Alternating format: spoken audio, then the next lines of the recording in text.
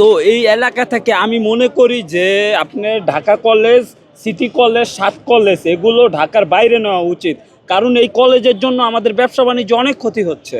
তো এটা কি সরকার দায়বদ্ধ নিবে? আমাদের সরকার কি আমাদের দায়বদ্ধ নিব? ব্যবসা বাণিজ্যের যে ক্ষতি হয় আপনার স্কুল কলেজের জন্য, তো এই ঢাকা কলেজ, সিটি কলেজ আজকে থেকে না, বিগত আমার জন্মর 28 বছর ধরে আমি দেখতেইতাছি এই গ্যাঞ্জাম। তো সরকার চাইলে, বর্তমান সরকার চাইলে এগুলো ঢাকার বাইরে সেট আপ করতে পারে।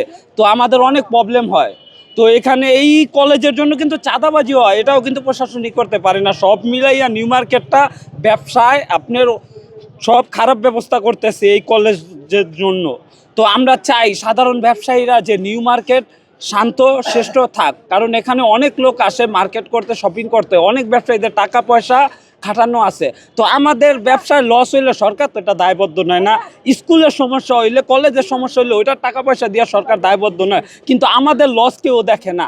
আজকে দেখেন তো পুরা নিউ মার্কেট কি অবস্থা। একটা কাস্টমার যে আসবে এত টাকা স্টাফ দিয়া দোকান রেখা যেই করতেছি, কেন করতেছি আমরা?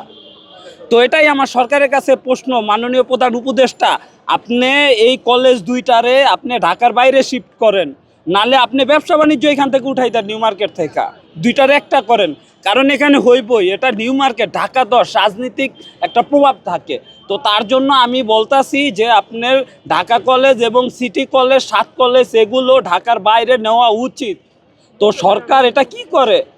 সরকার, আমি মনে করি সরকার সিটে বৈশা সব কিছু বুঝলা গেছে গা। কারণ আগে জনগণের চিন্তা করতে হইব, এই দেশের চিন্তা করতে হইব। মানুষ যদি চালতে না পারে, এই কলেজ বিশ্ববিদ্যালয় ঢাকায় রেখে লাভ কি আমাদের? তো আমার একটাই অনুরোধ, মাননীয় প্রধান উপদেষ্টা, আপনি আমাদের ব্যবসায়ীদেরকে একটু সহযোগিতা করেন।